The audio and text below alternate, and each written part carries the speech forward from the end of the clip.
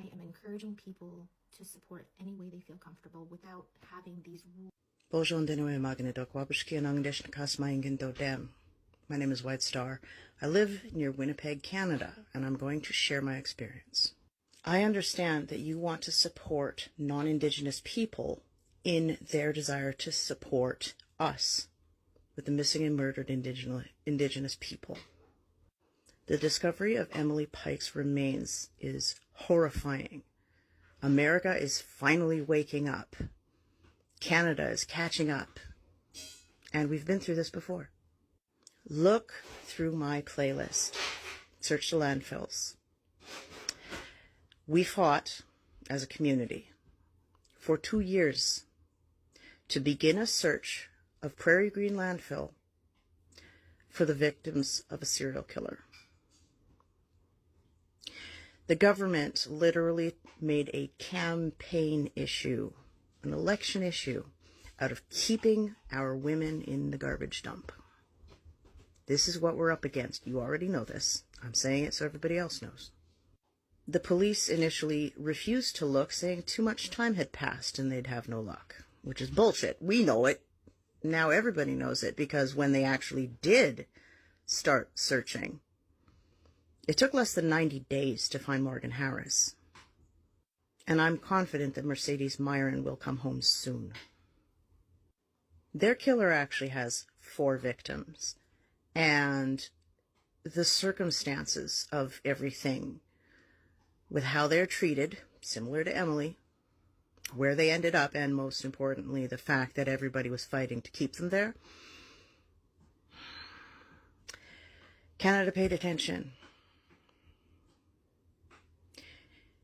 And when it wasn't a trend, a lot of people just stopped.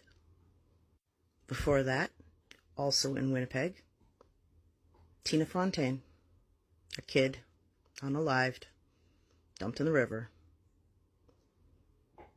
There are a lot of our stolen siblings end up in the Red River.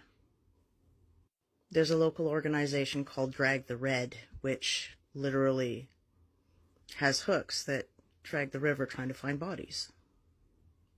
I'm telling you this so that you understand that I'm very familiar with the topic. Discovering Tina galvanized the nation and started the movement. And the majority of supporters just dropped the support when it was no longer trending. Emily Pike right now is trending. So, it's not that I want to turn away any support. It's that I want to have one simple rule. There are reasons why a red handprint over the mouth should be only for victims and survivors and families. If you don't already know the meaning behind that, there's a very good chance that you should just buy a t-shirt instead. And when you do, buy that t-shirt from an Indigenous-owned business. There are many of us. When you look on Etsy, look for Indigenous-owned, because we will put it in our descriptions. And Indigenous companies usually give back to community. Again, see my playlist, Search the Landfills. You'll find out exactly what I did with my proceeds. But it's not about me. It's about respecting the people who are directly affected, who have asked that we restrict the red handprint on the mouth specifically to people who are directly affected. There are always other options. There are a lot of t-shirts out there. There are buttons, hoodies, flags, red dresses that you can hang in your window. There are so many options that anyone can do and still respect victims and their families.